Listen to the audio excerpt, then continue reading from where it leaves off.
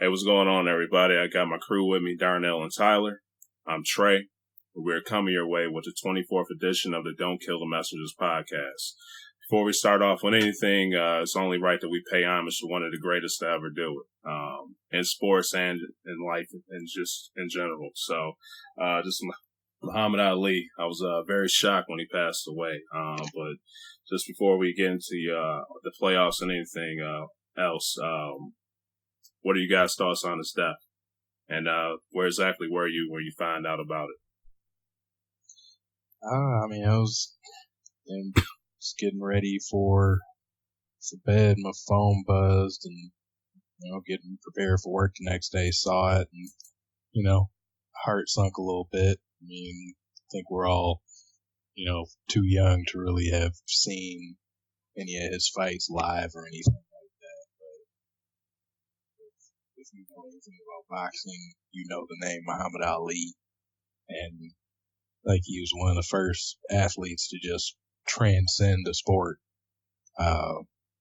Just for all the things he did and his, like things that he stood up for politically, being a conscientious objector to the Vietnam War and, his stance for civil rights and stuff like that. We lost a great man.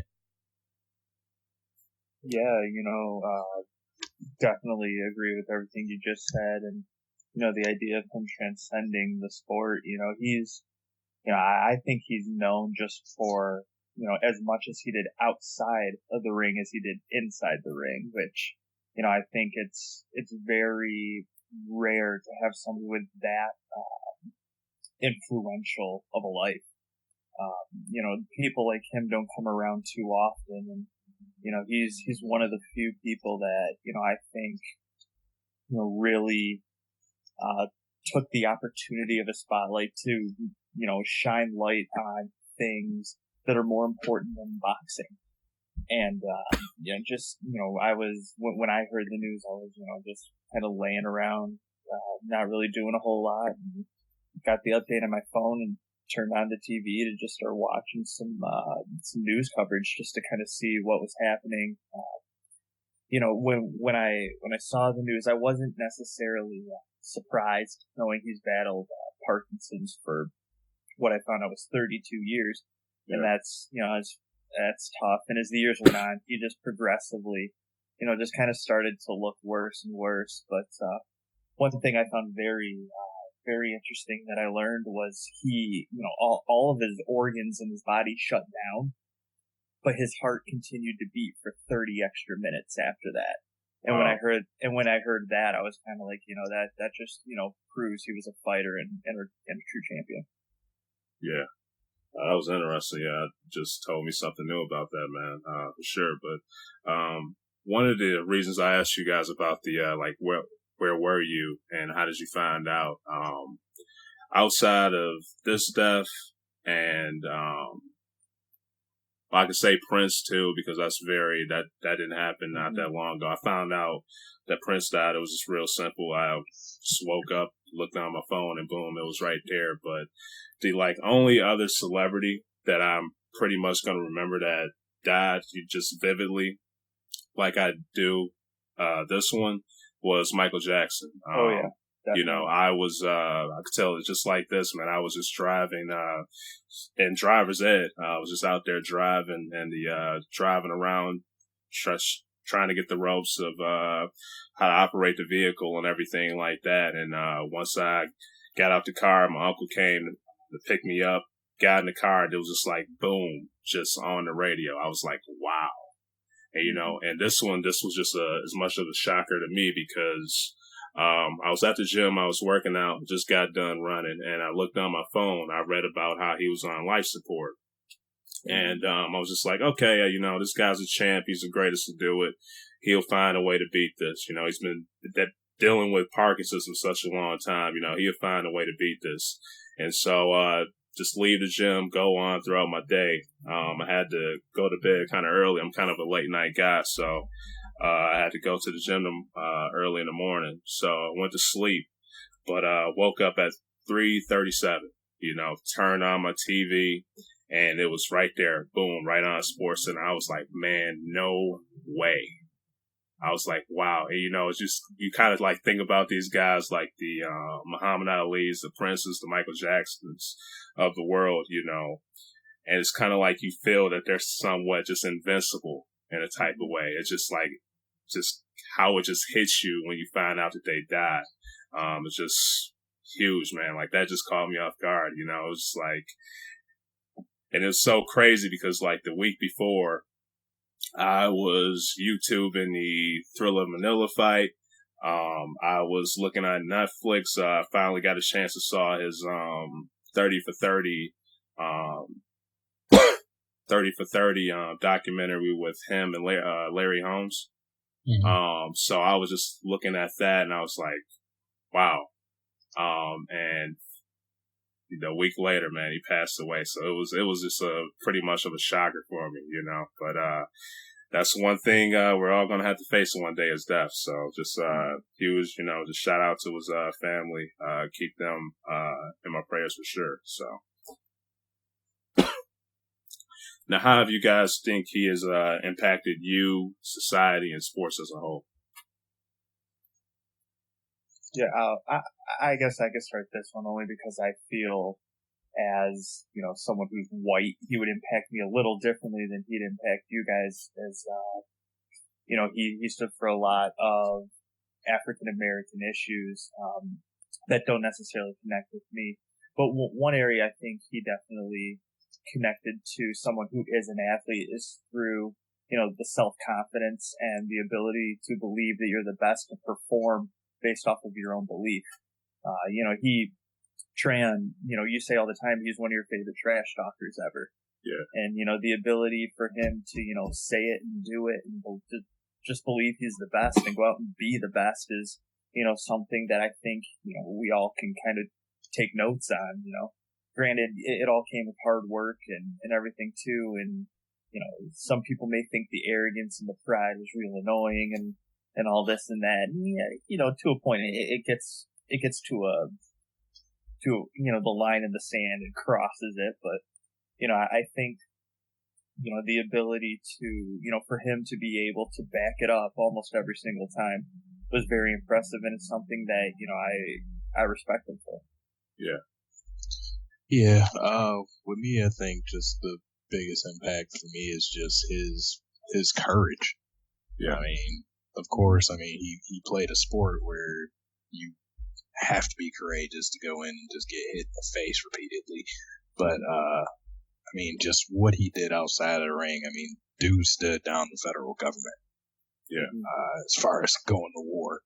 And, he took a beating in the public eye for that too.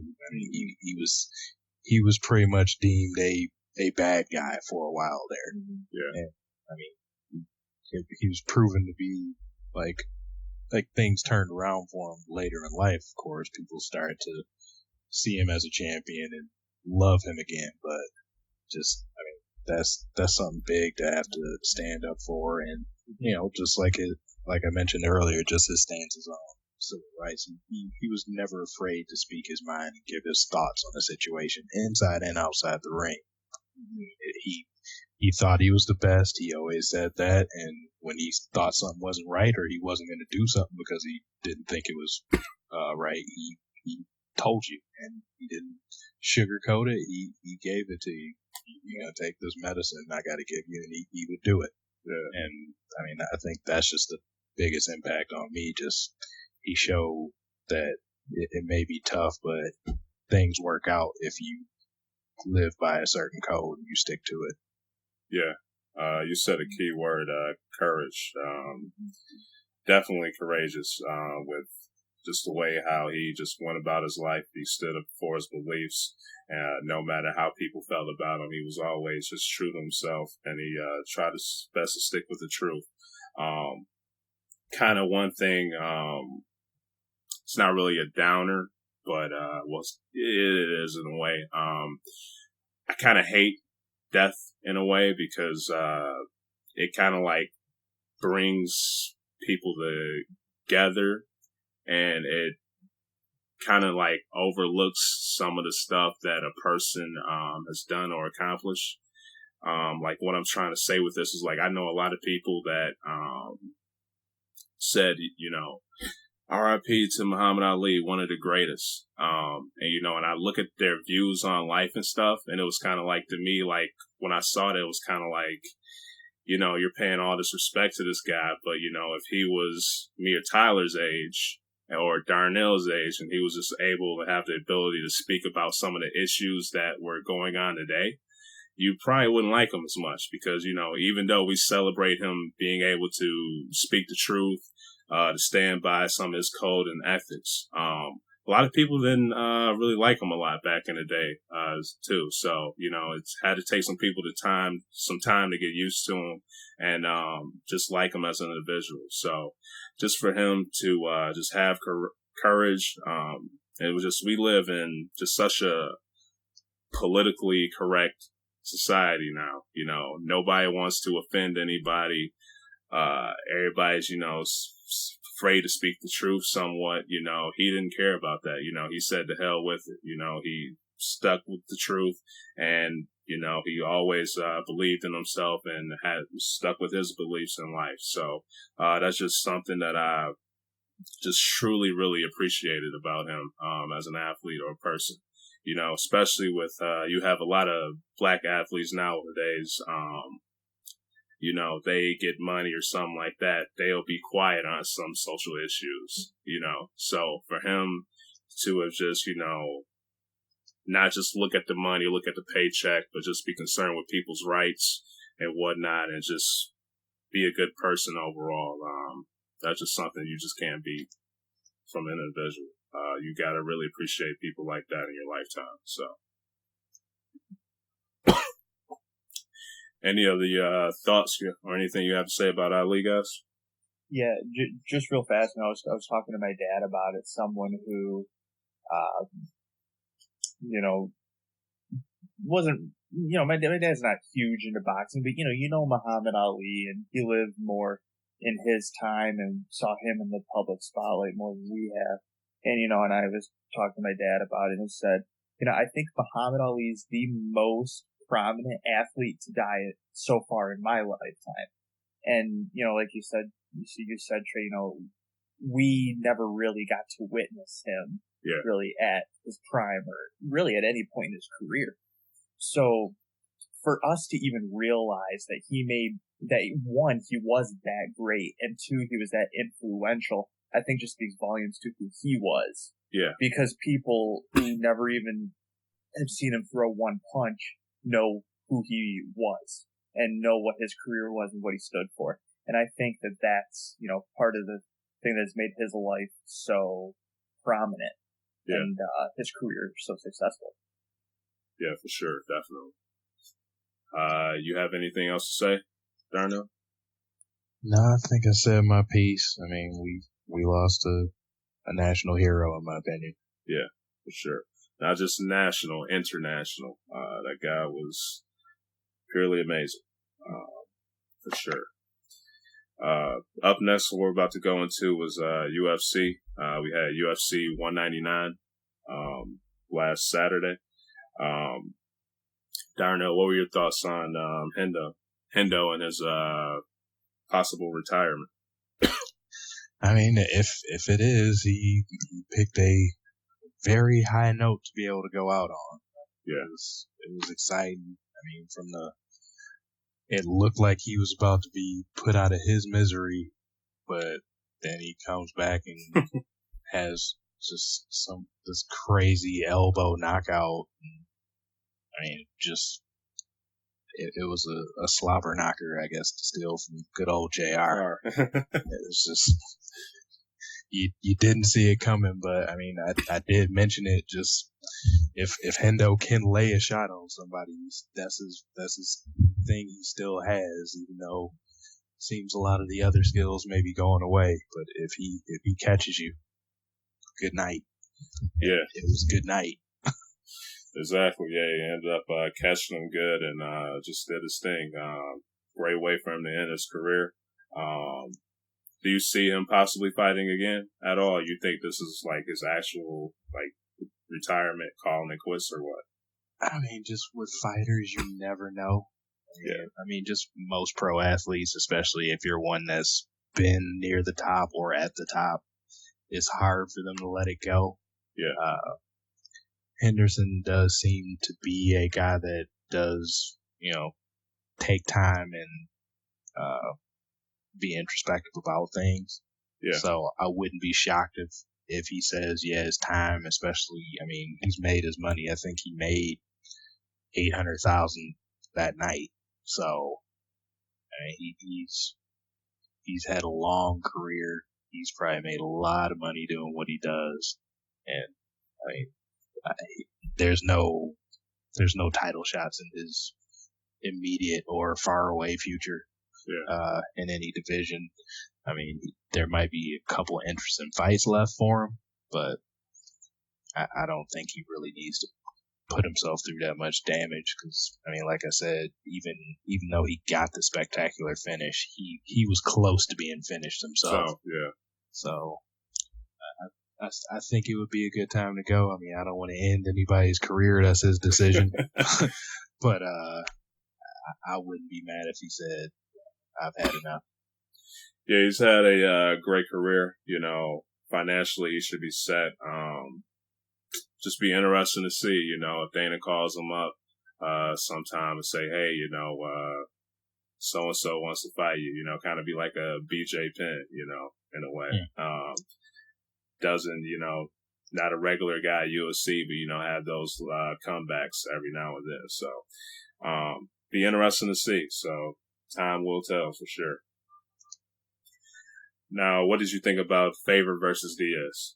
I mean, Cruz. Cruz, yeah. Yeah. I was a little bit surprised that it was so one-sided. Yeah. I did expect Cruz to win it.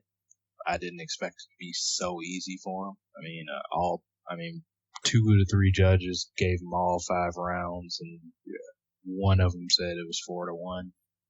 Not sure which one he gave him. He gave Faber, but I mean, and like just Cruz was.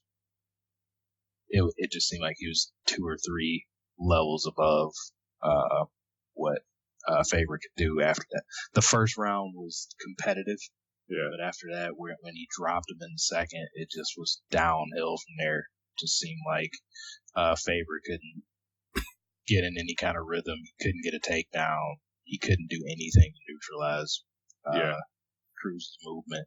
And, Faber, one of the things he's known for is having a really solid chin, and he got dropped twice. He weathered the storm both times. Give him credit for that, but you could just see that he was not on the same level as Dominic Cruz. And it was bad enough where, I mean, in the press conference, Faber was contemplating how many more fights he has left in him. Yeah. So, that was just shocking to me. I thought that fight would be closer than it was. One thing that kind of caught my eye in the fight, I don't know how big of an issue this was for Faber, but throughout the fight, there was a couple times where his shorts would just start to just slide off of him. I don't know if that had if they were just like too big for him, or that kind of like messed up his movement or whatever too. But like that was just happening a couple times in the fights. So I don't know how much of an impact that had on him. He's a great fighter, so probably not that much. But that was just interesting to see, man. Faber did not put up the fight I would expect him to put up that night. So that was just completely shocking to me. You think Dillashaw will fight Cruz next? That's probably the best option there. I mean, there's also been talk of Cruz going up in weight, but I would like to see that rematch before.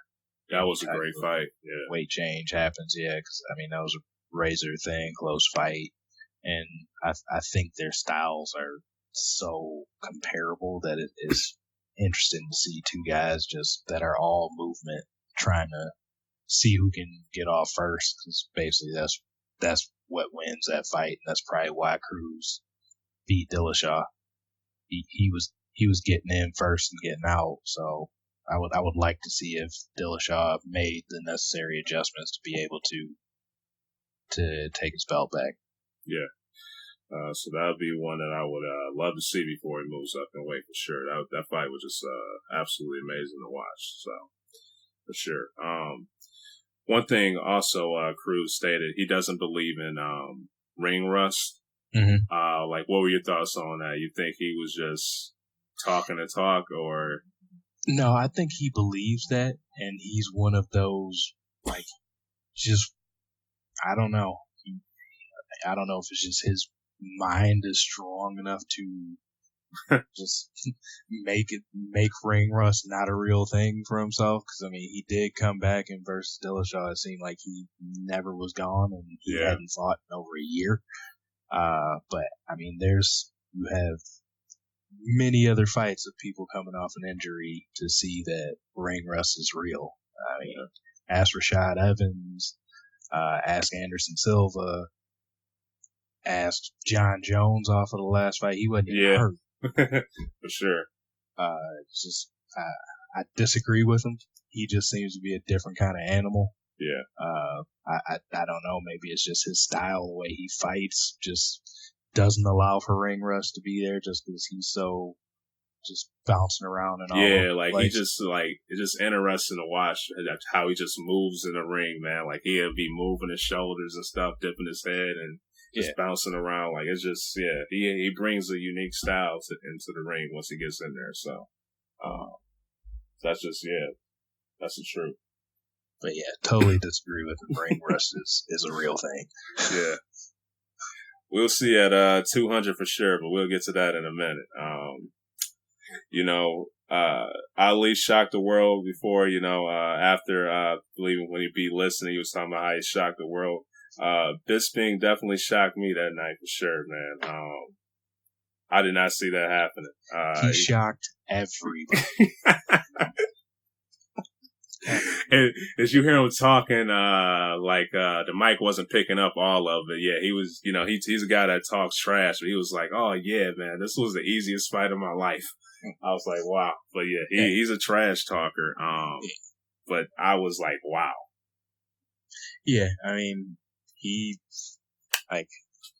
I'm happy for him. Like, I'm not really a Bisping fan or by any means, but dude has paid his dues. He's been I think he's tied with GSP for most UFC wins. Yeah, I believe so. Yep. So, I mean, that just shows how long he's been around, because he's not as prolific a winner as Georges St. Pierre is. Like, doesn't have the record to show like that with like 2 losses on his record. But I mean, he's been that through and through company guy. He's never turned down a fight, and I mean, he took this fight on short notice, made the adjustments from the first time he fought Rocco, where he got basically owned, and the adjustments he made were what was necessary for him to win. I mean, it was the perfect storm. Bisping came out showing like he knew he didn't have much to lose, and like he was trying to put the pressure on early, probably because he knew he didn't have the cardio to go 5 rounds, so he knew he needed to make something happen. So he put the pressure on. I think Rocco was a bit too cocky in there. I think he thought he had a fight that was going to be easy for him, and I mean, Bisping, nobody would ever say he's a knockout type fighter. Yeah. But he has excellent boxing. Yeah. And he hit him twice, both 2 left hooks, right on the butt. Yes, exactly. Sometimes it's not about the power behind it, it's the timing and where it lands. So that was just true testament right there. Yeah, you catch somebody on the chin, that's just like hitting that light switch, and he said night night. Yeah. Now, how do you think this will shape up the title? Do you think Rockhold should get a rematch? Do you think it should give it to Weidman, or what? How do you think this will go about? like I kind of go along with this, just my usual feeling when you get, I mean, he can say he got caught, he could say he was cocky about it, but when you catch a first round knockout, I just don't feel like you need an immediate rematch there. I think that kind of makes it so you have to work out, get it back. Like I don't think, like I wouldn't have given one to Rousey. She never got one after catching a bad knockout.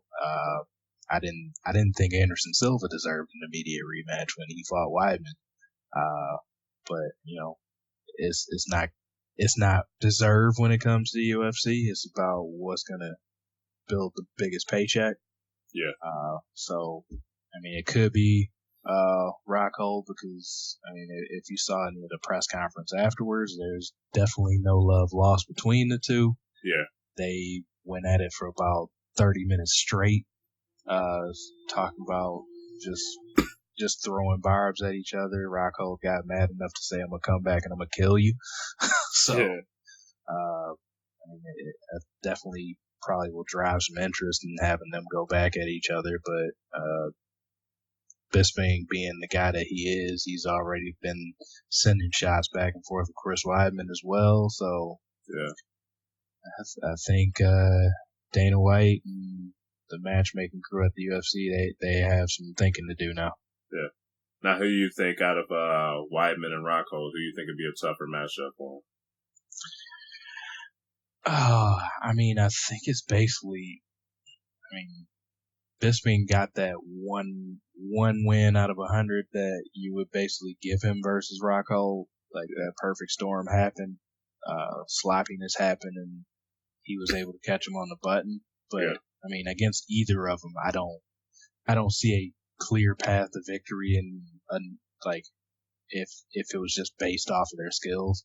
Yeah. Like Bisping isn't a better wrestler than either of them. He's not a better striker than either of them. He's not better with the submissions than either. It's just he showed a lot of heart in that fight, and he fought like a man that knew it was his last chance at glory. Yeah. And came out winning, so nothing wrong with that. Any other thoughts on 199? I mean, it was a fun card. I mean, just the Max Holloway fight, the crazy just let's stand here and just throw punches at each other for the last, 30 seconds of the fight? Something like that, yeah. Yeah, I don't understand why they did it. It was fun to watch, but I mean, that's one of those fights that you show somebody that you just want to show them the UFC to try to get them excited for a fight. Yeah. Just to see two dudes just basically slugging it out like they're in a bar fight. Yeah. So I just wanted to at least make note of that one just because it was crazy. Yeah, sure. Now, this was supposed to be a surprise, I guess, but came out. It was leaked. What are your thoughts on Brock returning at UFC 200 versus Mark Hunt? Hey, it's interesting. Yeah. It's going to bring a lot more buys to 200. I think that makes up for not having Conor McGregor on the card. Yeah, they're going to get some WWE guys checking that out too. So I mean, it's interesting. I think the WWE is taking a risk here, allowing Brock to fight on this card, because I mean, it's somebody he can beat. Mark Hunt has been announced as his opponent. The Super Samoan, as they call him.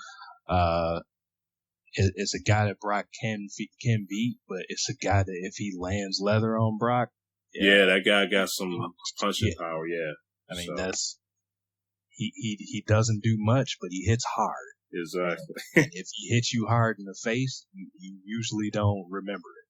So, it's a risk. It's a fight he can win. He'll need to get it to the ground quickly. I don't think Brock will be coming in here to try to stand and throw punches. Yeah. But it's definitely an interesting fight. It's going to bring some excitement to that card. And, I think this will definitely push it into those realms of being the biggest pay-per-view buy for the UFC ever, topping UFC 100. Okay, yeah. So we'll be talking about more of this when the pay-per-view gets closer. But yeah, adding Brock to the fight, that was definitely a good move by the UFC for sure. Mm-hmm. We also had another death in MMA with Kimbo Slice.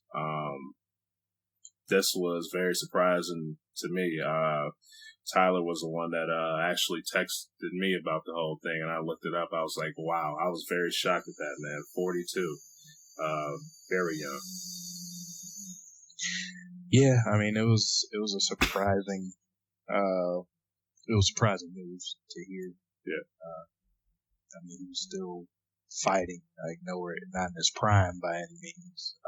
And you know, Kimbo Slice, he was a star in name in the MMA world. I mean, he was never anybody that like really accomplished a ton. But of course, you never want to see anybody die young. So yeah, it's definitely surprising and sad news.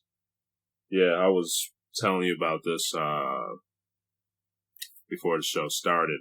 With his death, I believe he had like congestive heart failure or something like that. Yeah. And I was just wondering, like, how big of an issue he was having with his heart just through prior years, because like I would look at his some of his fights and he would get gassed pretty quick. Like he would just look just bad when he could get tired in the ring. So I don't know if that was something he was dealing with through many years before, and they just probably it was overlooked on a physical or whatever what was going on with him. But you brought up too, he's a big dude, very ripped. When you have that much mass and muscle, you can get tired quick. Just with blood and oxygen trying to get to the tissue in your body and stuff like that. So, just was interesting to me. I was just thinking about it, with his heart issues and, just how he would be gassed sometimes in the ring. Just wondering if that was a link to, some of his fighting. So, I mean, it definitely could be. I mean, I'm not a doctor. I'm not a cardiologist, so I wouldn't know for sure. But I mean, I don't think anybody ever saw Kimbo as just like the master of cardio as far as true, goes. Yeah. I mean, he definitely he was very muscular and ripped, but that doesn't mean that you actually get out and do a lot of running and stuff like that. Yeah, so I mean, I remember when his season on The Ultimate Fighter, his cardio was bad there. And, when you would fight in that, it was only a 2-round fight. Yeah. And he seemed to have trouble keeping up with the other people in his weight class there. And I think a lot of that just had to do with, I mean, some stuff comes natural, and maybe he was a gym rat. He liked throwing weights around, but, so, and I'm not saying his cardio was bad to the average human being, but we're getting into a 5-round fight or whatever, 3-5 round. That's going to exert some energy. So boxers, wrestlers, mixed martial artists, you want to talk cardio, like their cardio is on another level. Like, I mean, I don't know, like how either y'all, like if you just like, just think about if you've just wrestled around with one of your friends, just messing around. Just think about how tired you felt if it went longer than like a minute or two. Yeah. And you both are like really exerting your muscles. It's this tiring thing. Yeah, to be picking people up, slamming them and stuff like that. Like it gets tiring. Yeah, sure. Sometimes I feel tired just climbing a flight of stairs. Yeah, so true. For sure. Any other thoughts on the Kimbo Slice situation, or you got anything to say about it, Ty? No, not a ton.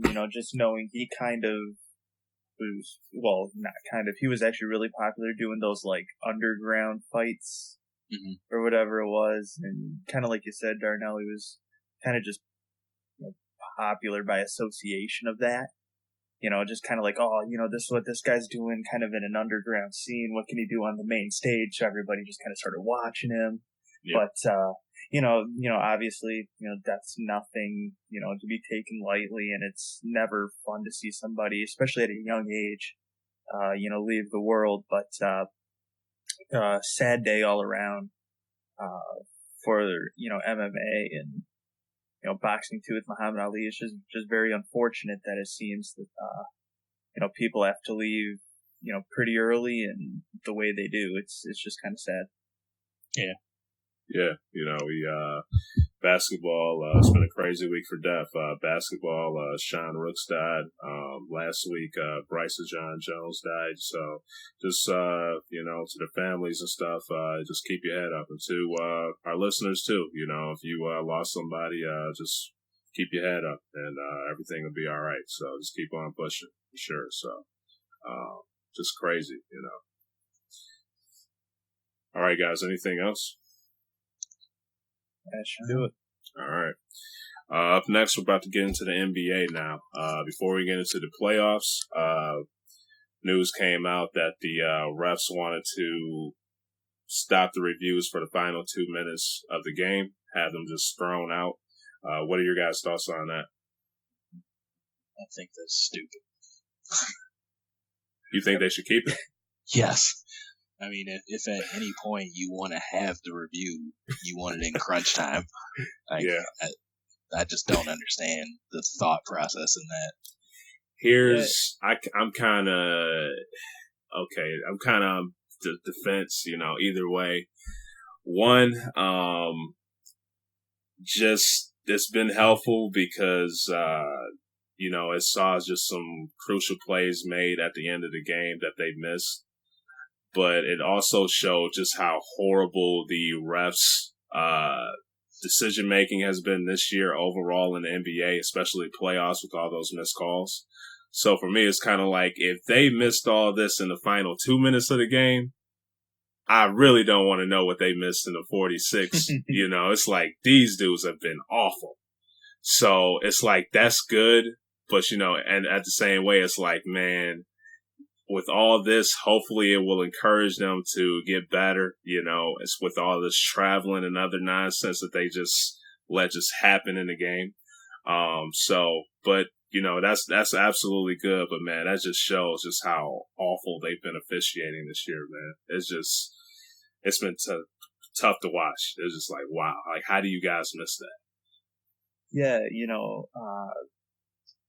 I agree with you there, Trey. It's like, how bad have they really been? Yeah. I think everybody can look at multiple points in the game, whether, the ref is making the correct call or not making the correct call. And just looking at the sequence of the play and just being like, did that really just happen? Like, did he really make the wrong call there? Or you're like, wow, he actually made the right call. Like, you're shocked that they're making correct calls. Yeah. And, but I would definitely side with Darnell here. I think when the game matters the most, you want to make sure that you're making the right call. Yeah. I think one thing we need to remember is that refs are human. They're not going to be perfect. Sure. But I do find it alarming that some of the stuff has been, whether it's just chosen to be not called or the refs are just flat out missing some of these. I think that that's a little alarming. Actually, not a little alarming, a lot alarming. And, I think that having the replay in the final 2 minutes just kind of gives the refs a moment to just kind of group together and kind of say, hey, let's just make sure that we are giving the correct call because it's a big moment. They're not going to go look at the replay thing in a 20-point game under 2 minutes left. That's just not how it works. But I guess the way we're going right now, we're not going to see them going to the replay booth anyway. So I mean, the thing is it's there if they need it when they need it the most, and I think that it's very beneficial. Part of me kind of will want them to do it for like the whole game. How slow do you want it to be? I just believe that through plays, referees have a big impact on the game. So if they were to make a play that was controversial or something in a second, that could possibly have caused a player to be ejected or a flagrant or something like that. Well, they already look at those, but you know, you guys know what I'm saying. Like if they were to make a call or something like that that could just have an effect on the other team, and have them get momentum and start to get a lead or start to come back or something like that. That would help looking at that case too. But you know, with close games and stuff like that, you know, with 2 minutes left, that would be good for them. It's just hopefully with all this reviews and stuff like that, the referees would be able to use it and say, hey, you know, we need to get better at this, because all these calls they've been missing in the final 2 minutes of the game, it's kind of like I've been looking at like, dude, if they missed all these calls in the final 2 minutes, I don't want to know what they missed in the 46 minutes of the game. Like that, it was just horrible. Well, I mean, it goes to our ongoing discussion. I mean, it goes back just to the nature of telling them to swallow a whistle then. Yeah. They miss a lot of calls during games, like, you know, how traveling is basically non-existent in the NBA. But, I mean, final 2 minutes, like, at sometimes it seems like you get away with just clubbing somebody. Yeah. And they're scared to call a foul because they don't want to affect the game. Yeah. Either way, they're affecting it. Yeah. And I mean, I think one way the refs have kind of gotten a pass this postseason for the most part is all these blowouts we've had. You know, to a point where they don't have to make a big call, but it's like you said, it seems like that they're still just kind of letting the players do whatever they want. And I don't know whether the refs need to get a better control on the game from the start and just kind of be like, hey, this is how we're going to call it, and start calling it. But then that comes back to my whole point that I've been making for weeks about consistency. Or if the refs just need to just kind of be like, we need to just do our job and just call fouls. Yeah. I mean, it's almost like that these refs have to go back to reffing school or something. I know that there is some sort of, I don't know if it's a program or a thing that they do, but the refs like review the game and like talk about some of the stuff that they missed, because that's why the Oklahoma City San Antonio game where they missed the 13 calls or whatever that was, that they like the refs had to go back and review it, and that's why that was so controversial about the refs themselves, because they went back and said, hey, we missed 13 calls or whatever it was. It's like, are they really trying to improve themselves by doing this, or are they just kind of going, all right, well, we missed it, whatever? Yeah. You know what I mean? There almost has to be a way that these refs are staying sharp on their skills rather than just going out and getting lackadaisical while they're reffing. Yeah. Any other thoughts, guys? Keep the replay. Yes.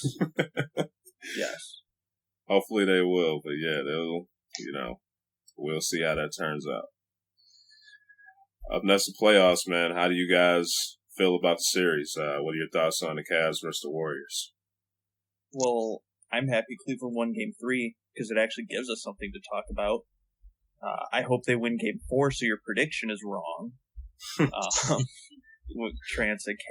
Golden State in 5, just so everybody remembers. But, I think we expected Golden State to win at home at least once, and they did. They won twice. But when Cleveland came home, I think a lot of people expected Cleveland to win, which that discussion will come up in a little bit because of the whole Kevin Love situation. But I think we've gotten exactly what we've expected so far. It seems like Golden State just kills it at home and Cleveland kills it at home. And when they're on the road, it's almost like they're just trying to hold on for the idea of going back home to win. But, Game 1 and 2, Golden State just kind of dominated. Game 1, Golden State just dominated the fourth quarter, really, and just blew it wide open.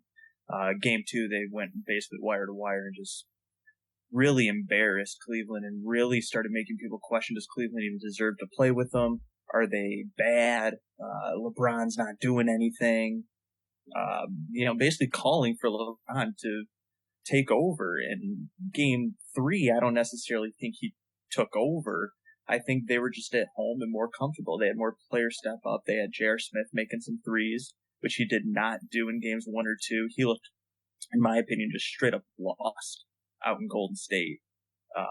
I think the bench, which hasn't exactly been strong for Cleveland, was non-existent in games 1 and 2.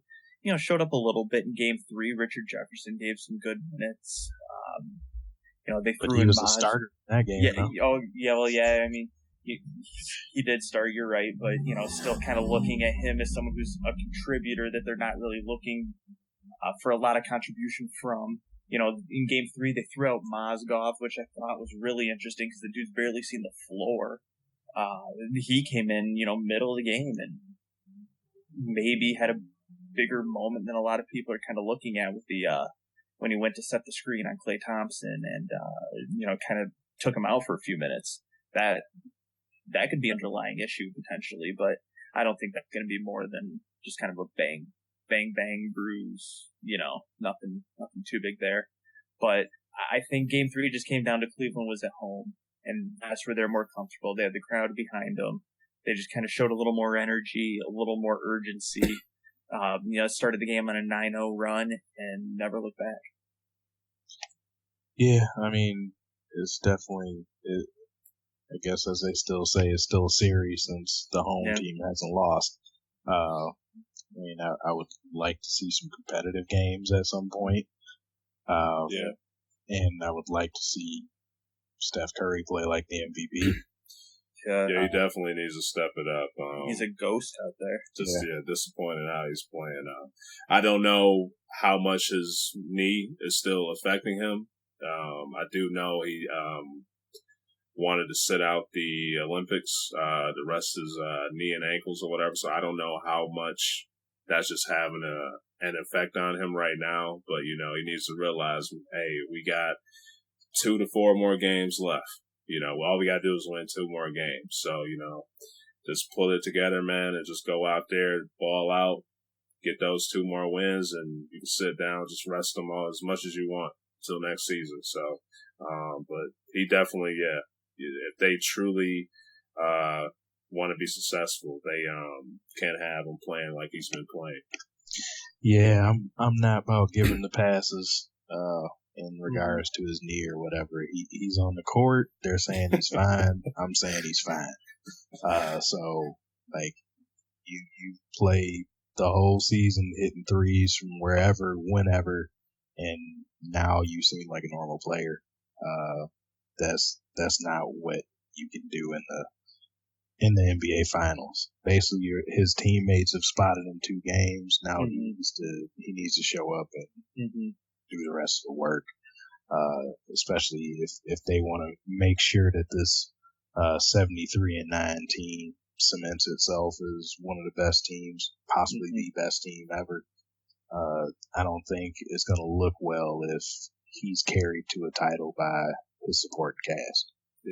Yeah, after game 2, I was kind of shaking my head a little bit because I'm thinking to myself, Golden State has a 2-0 lead, and neither if they go on to win the series from this point and things keep up, the MVP will not be Klay Thompson or Steph Curry. Mm-hmm. And I was who are they going to give it to? Sean Livingston? I would be absolutely baffled if he somehow comes out of this the MVP. Well, it'd be a heck of a story though, man, for him to have that injury would. And get the MVP. 7 or 9 NBA teams? Yeah, it would be a heck of a story. Well, yeah, because like we said, we got to look at it. Game 1 was won by Golden State's bench, led by Livingston and Iguodala and Barbosa. And then game 2, Draymond went nuts, and the bench still came out to play. Mm-hmm. So, and Klay had a decent game in game 2. Yeah. But yeah, outside of that, but Steph has just been nowhere to be seen outside of a little bit of a barrage in the 4th quarter of game 1. Yeah, and I find it interesting because we have Golden State, whose bread and butter is the 3 ball, and there's no denying that. Mm-hmm. Yet they're not exactly hitting it like they have been throughout the playoffs and all season. So I'm wondering if they maybe come out in game 4, not necessarily with a different game plan, but with maybe a little bit of a panic if they start missing again. Granted, they're still shooting the 3-ball fairly well, very average. If you ask me, I see them shooting it how an average team in the NBA would shoot the 3-ball right now. Go through a few stretches where they're making them and then they miss them for a while. But I just wonder if we're going to see Golden State maybe panic a little bit, just because if they lose game 2 and it's 2-2 going back to the Bay Area and they're not making their 3-pointers, I just wonder, are they still going to shoot the 3 with the same regularity that they are, or maybe switch it up a little bit? I mean, they have to shoot the 3, in my opinion, if they want to win. But I wonder if they may tone it down a little bit. Yeah, I don't think they're going to panic. I think that OKC series tested them enough, being down 3-1. But I think they got supreme confidence right now. I just think they just need to get their rhythm going and start to get them shots knocked down. So yeah, I think this is just the chess matchup has started right now. Yeah. Cleveland, they came out with a chip on their shoulder. It was their first game at home in the finals, and they had just been demoralized in game 2. I think people were basically digging the grave and putting the inscription on the tombstone. So I think they knew they had to come out and fight, especially, everybody's saying even though he hasn't been doing anything, but they're definitely done. They don't have one of their big 3 and they just got blown out. So I'm not surprised they came out firing. And they did make some good adjustments. I think it was smart, them putting LeBron on Draymond for most of the game. Yeah. They started playing a little bigger. When Ty brought out Mozgov last year, Mozgov killed them. Yeah, he's putting up numbers for sure. Yeah. So I was wondering when they would maybe try to go back to that seat. So now it's just on Golden State. What do they do offensively to maybe try to set some screens for Green to get LeBron back off of him so he can do what he does best, and they have to make some defensive changes on their own as well. How do they deal with that bigger lineup? How do they make sure? I mean, I wouldn't expect Kyrie Irving to have a first quarter like he did this past game or overall game, but they can't just give him room for that to happen. Yeah, he was looking like Steph Curry up in that first quarter. It's like they just switched or what, but yeah, it was crazy. But, what also thing to consider, what is up with Golden State losing these game 3s in the playoffs? Like, is it like a curse or like, it's like, what is going on, Yeah, like I said, I think some of that just has to come with their confidence. They like I said, they like shooting the 3 and they know they can win at home. So they go on the road, try to win with the 3-ball. And if they're not hitting them, they just go, all right, whatever. We just won the last 2 games by almost by 50 points. Yeah. So I think it's the confidence in themselves to know, 1, they can lose and be okay, and 2, know that, they're gonna win at home. In a 7-game series, when you have home court and you win at home, I would never be in a panic. Yeah. You have anything to say about that, Darnell? I mean, I agree. I will never knock that team for their confidence. I think they always step on the court thinking that they can beat whoever they're playing. And I just go back to what I said at the start. I think their best player in the league, MVP, will a real Steph Curry please stand up and do something? Yeah. For sure. What is sticking out to you guys the most out of the playoffs? Is it Steph Curry or what? For me, yeah. I believe in looking at superstars equally. Mm-hmm. I killed LeBron when the Heat lost to the Mavericks. back his first time in the finals with them. He didn't show up. He went away in fourth quarter, so I didn't let him. I didn't give any slack there until they won next year, and he was the biggest reason for it. I gave Kobe the business back in the day when he decided to pout and not shoot against Phoenix, and his bad series against the Pistons. I mean, so it just goes along that line. If you're a superstar player, like earlier in the year, I said things about Kevin Durant and he wasn't doing anything. So now it's Steph's turn. You're in the biggest spot possible, and you are shrinking. Yeah. MVP has to put up MVP numbers. And honestly, he didn't have that great of a finals last year either. Yeah, in both years, his numbers have been down from regular season to the finals. Yeah. So it's statistic. It's not just opinion. So, I think Steph Curry is probably the biggest storyline, for sure. But I'll just touch on something different to give us a little more to talk about. But for me, I think it's still just the continual blowouts. It's like we're in the NBA finals. What's going on? Like I want to see something competitive.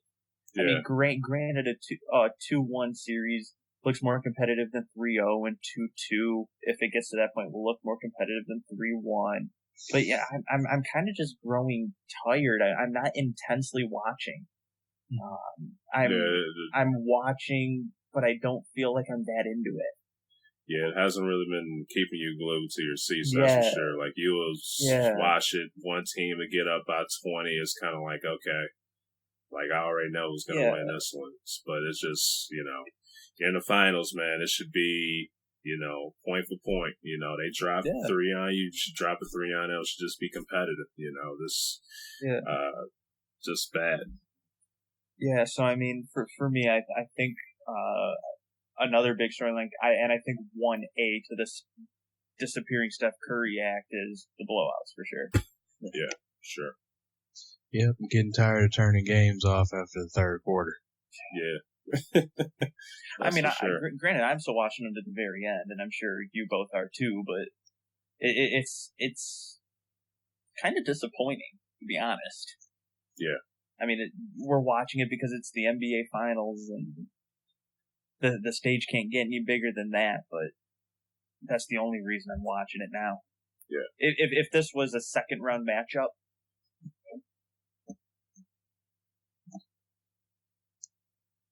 You there, Ty? Huh? Yeah. Oh, okay. Yeah. That was it's just the fact that it's the finals.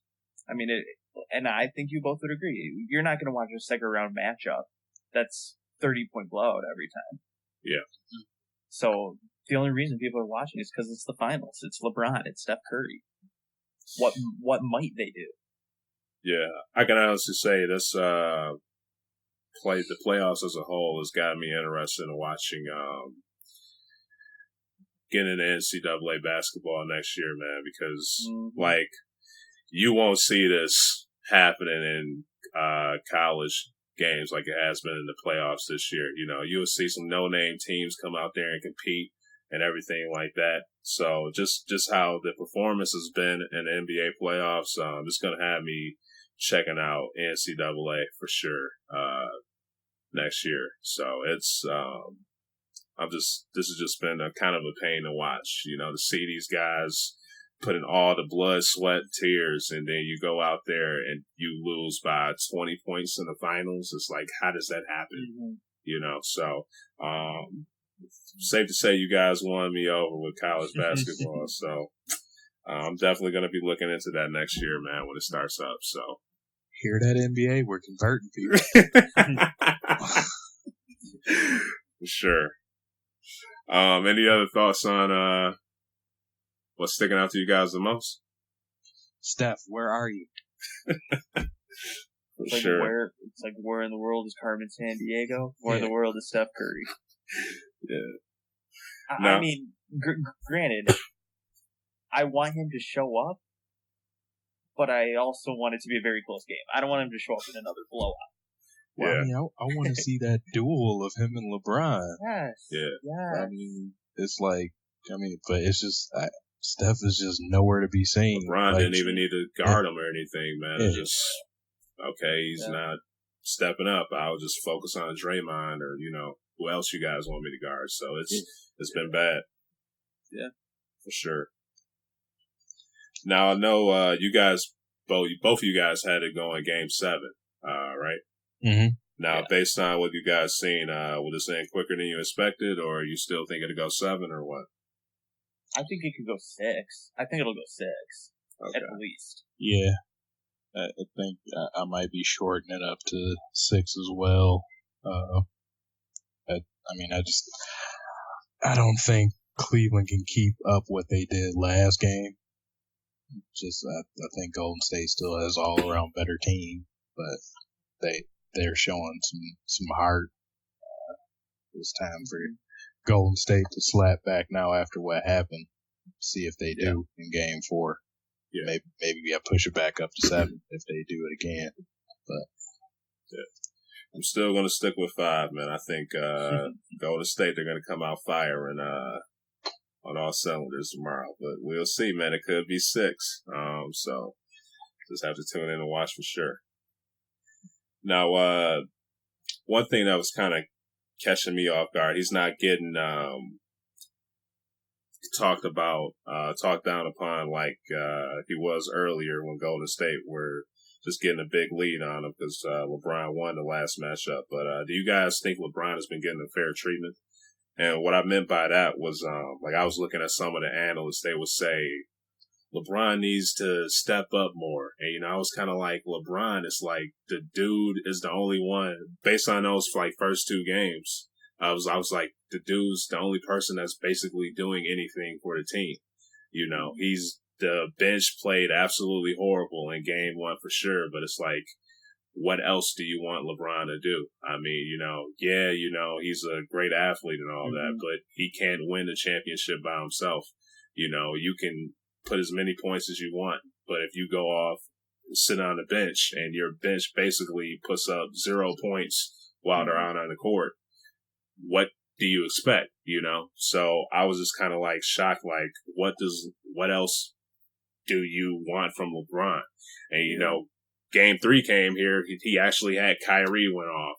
People were just clicking together doing stuff. So it was like, okay, he got 32 points, but guess what? At the end of the day, he had other people around him that was stepping up. JR was getting some shots in. So it was like, okay, so other people around him are playing well too. So I was kind of like, LeBron, putting all this attention. Yeah, he's a star of the team. Yeah, he's a leader. I do understand, if they lose, everybody's going to be focused on the leader, but it's like, what else can LeBron do? So that was kind of just what I was just thinking through that. How do you guys feel about it? Yeah, I think it was unfair for sure. I believe through the first 2 games, he was averaging 20, 10, and 6. Yeah, like he was close to a triple-double. Yeah, I mean, those are pretty good numbers. I mean, can't say he's not contributing. I mean, one of my buddies put on his Twitter account, what do you want LeBron to do? Average 50, 50, and 50? I mean, I understand when you're the greatest on your team, you're going to be asked to do a lot more and more responsibility rides on your shoulders. I completely understand that. But, I mean, people were talking like, where is Steph Curry? But when you win, it gets hidden. Yeah. And that's why people weren't calling for Steph Curry until they got blown out in Game 3. Now people are calling for Steph Curry because you lost. Yeah. And that's just how it is. Yeah, I mean, I agree. I do think people are being a little bit ridiculous as far as what they want LeBron to do. I mean, the only way he avoided that last year is because he averaged basically 40 points a game. Even though it's just like, when you're playing a better team, I'm sorry. And when you have 2 other people that are supposed to be, quote, superstars and they don't do anything, you're not going to win. I mean, and like Cleveland's bench is nothing to brag about. Yeah, they don't have like a Iggy coming off there or a Livingston coming off there. So it's like, what do you expect out of this team? So it's just like, I just thought, these analysts were just putting too much pressure on the guy. Like, I understand he's the leader. When team loses, everything's going to fall on him. If they win, everything's going to fall on him. But it's like, unless you want him to get 30 points, 30 rebounds, 30 blocks, 30 assists, 30 steals, I've never seen any other player do it before, but, okay. Like, what else can he do? Yeah, I mean, it seemed like in some of the games they wanted him to basically just say, all right, I'm just going to dribble down every time, just try to do something as far as try to like break Will Chamberlain's scoring record or something. Yeah, it's like, and if he actually did that, they would get beat worse, and you'd be killing him more for just saying, I don't care about my teammates anymore. Yeah.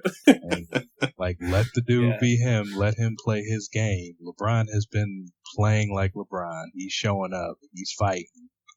Like, if his team doesn't do something, like, you can't just say, all right, LeBron, they're not scoring. I need 70 out of you.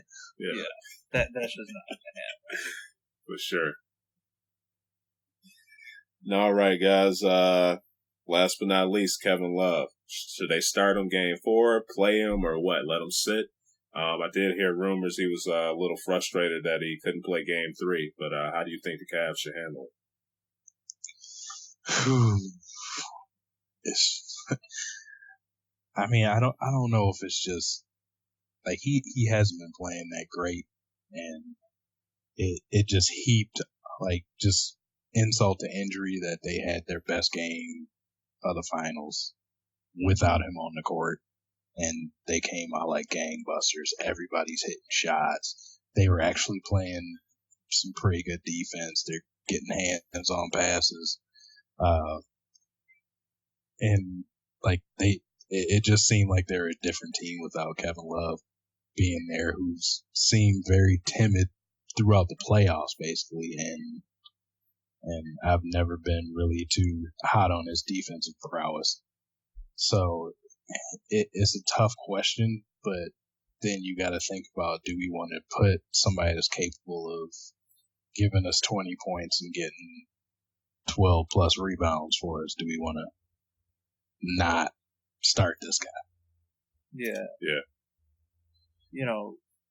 I think one thing that's really interesting for Cleveland is that it appears to be less is more for them. Kevin Love was out. People have been saying he's not playing well. His defense is lacking. So you remove him from the equation, and it seems like stuff started clicking. Now, I agree with Darnell. I don't think he was the reason that they had a great game. I think it was more to do with being at home more than absolutely anything. And I think, with a 30-point win, I think, Kevin Love being out there is not going to turn that into a loss. But in terms of game 4, what I think Cleveland should do is I think they should play Kevin Love. He is, this is why they brought him to Cleveland. And I think to hold him out now because of one game is very, very, I don't even know what the word is, just dumb, very stupid. I think what they should do, though, is I think they should bring him off the bench. Maybe LeBron isn't on the floor, you throw in Kevin Love for 15 minutes or however long it may be. I mean, granted, maybe he sees more than that. You play him a little bit with LeBron, but maybe you just keep him kind of out of LeBron's way. I mean, because at that point he can still get in, make a few shots. He can be a presence while LeBron's not on the floor. Granted, they're probably going to play LeBron close to 40 minutes if they can. But I think they can still utilize Kevin Love because he can still go in and rebound the ball fairly well for them when he's not hanging out at the perimeter. But I think he'll be able to give them something, and I think they need to use it. That would be basically signing his ticket out of Cleveland, though, doing that. Yeah, but I almost think at this point he may already want out, or they may not want him back. I think one of the two. Yeah, I mean, I think it's probably a good chance he's out of there after this season anyway. He's a free agent? No, I just think they try to see value for him. He's not a good fit with that team. Yeah. they need somebody. I mean, he has some good things about him. He can stretch defenses. He gets a lot of rebounds, but I mean, I just feel like it's empty rebounds that he gets. Always. He doesn't add anything defensively. He doesn't stop shots. I mean, if he switches off and you leave him on a guard, he looks like he doesn't know what he's doing, and he just seems like he doesn't like contact in the paint at all. So it's like, where do you put this guy? And he plays the 4. Yeah. They're known to get nasty. So I would probably put him on the bench too. I would go with what got me to win.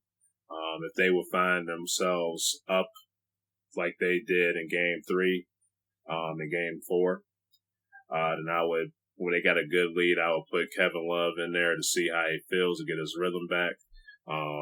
See how he does out on the court. But he's messing up. They're starting to come back. I would take him out and just work with the other guys on the team that got me to win. So it's tough to say. He's a very talented player, but when you're in the finals, you gotta try to win, because if you don't, season over. So it's they just gotta.